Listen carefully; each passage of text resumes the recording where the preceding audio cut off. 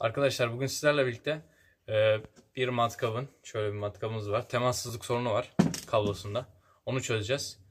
Boş marka bir matkap bu. Hilti daha doğrusu. Ama matkap görevi de yapıyor. İyi seyirler. Görüşmek üzere. Arkadaşlar size göstereyim şöyle. Bakın şu şekilde çalışıyor. Ama şöyle olduğu zaman çalışmıyor gördüğünüz gibi. Kabloda temassızlık var. Çok net bir belli oluyor yani. Böyle kullanmak sakıncalı. O yüzden bunu tamir edeceğiz. Videoya geçelim. Siz de hızlandırılmış bir şekilde sökülmesini izlersiniz.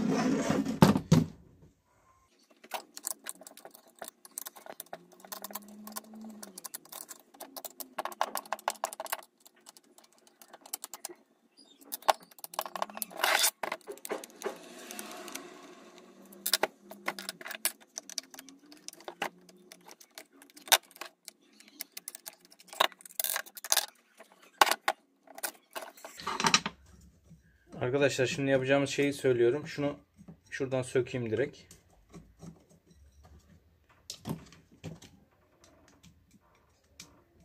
Kolay bir şeydir. Herkes evinde yapabilir.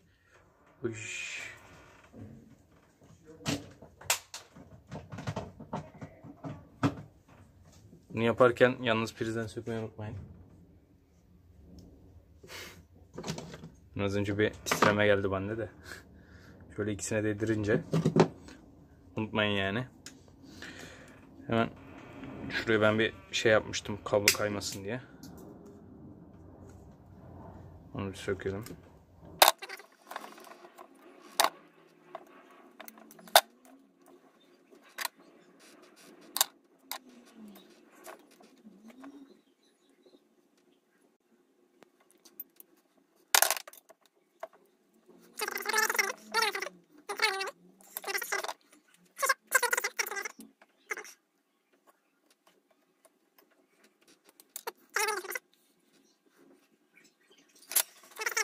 Kopuk tam burada. Belli oluyor zaten direkt. O yüzden şöyle yapıyoruz.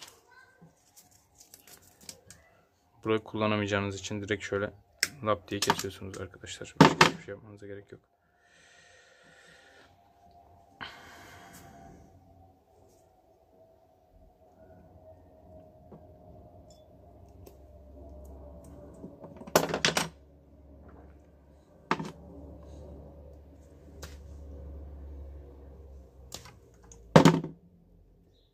Şimdi ölçü aletiyle kontrol edeceğim ben başka bir yerde kopuk var mı diye.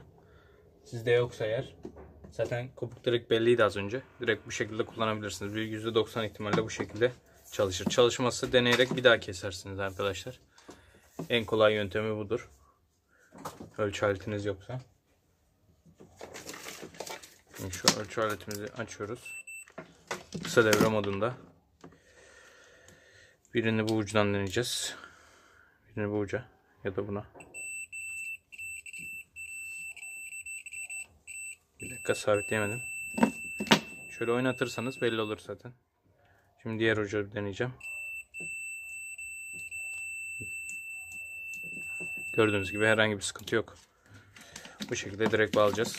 Ama ilk baş lehim yapacağım ki daha sağlıklı bir şey olsun. Lehim makineniz yoksa yine dediğim gibi bu şekilde yine kullanabilirsiniz.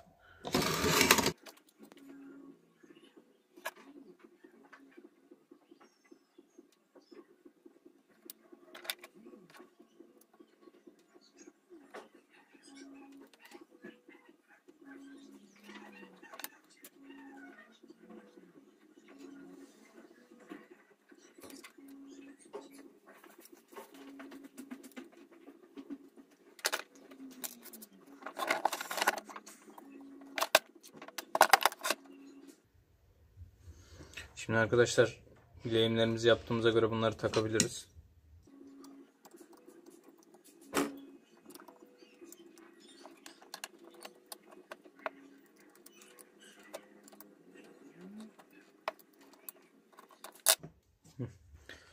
Deneyelim arkadaşlar. Dikkat edin ama elinizi burada herhangi bir yere değdirmeden plastiklerden tutarak deneyin.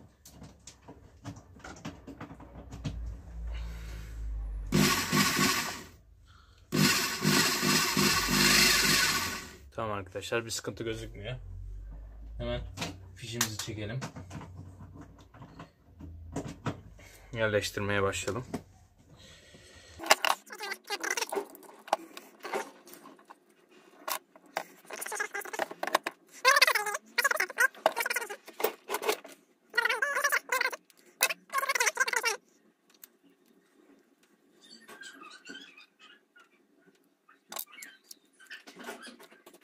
Şöyle bir plastik var biliyorsunuz bende genelde.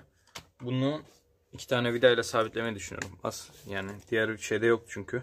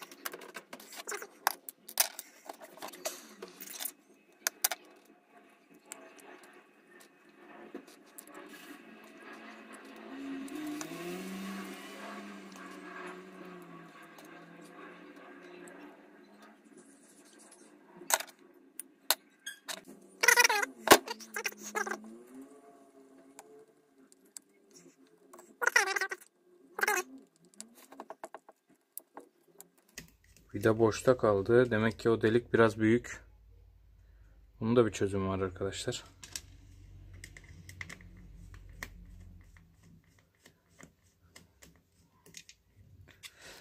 Böyle şu deliğin içine ilk başta bir Japon mum atıyorsunuz.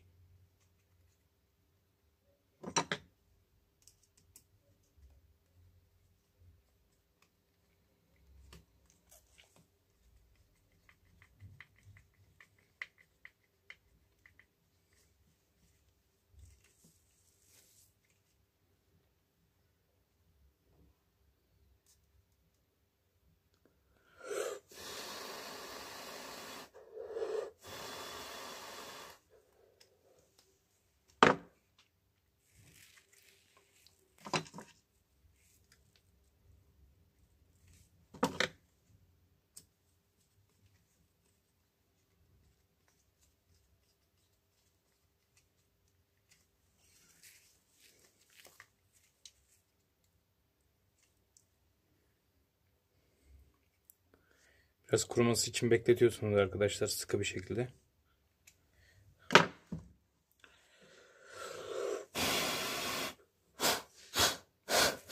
İçi de artık toz toprak olmuş.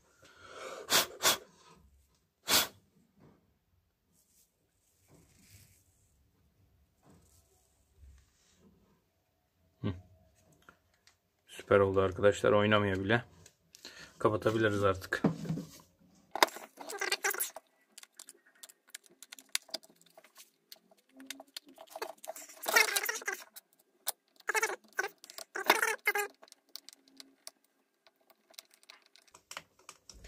Bunu evde herkes yapabilir. Bir elinize tornavida alıp yapabilirsiniz. İlla lehim yapmanıza gerek yok kablo için. Ama dikkatli olun. Elektrik 220 volt olduğu için çarpabilir. Fazla temas etmeyin kablolarla.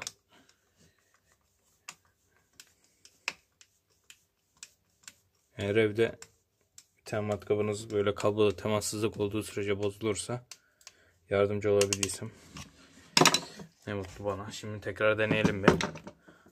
Bu arada matkap değil arkadaşlar, hilti, ama matkap görevi de yapıyor.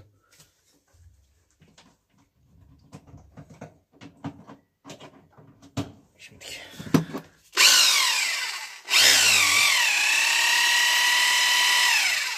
herhangi bir sıkıntı kalmadı. Şuradan bakın. Şöyle.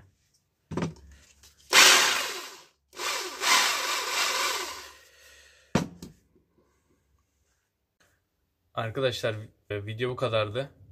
Yardımcı olabildiysem ne mutlu bana. Gördüğünüz gibi hala çalışır durumda. Kanala abone olup like atmayı ve yorum yapmayı unutmayın. Görüşmek üzere.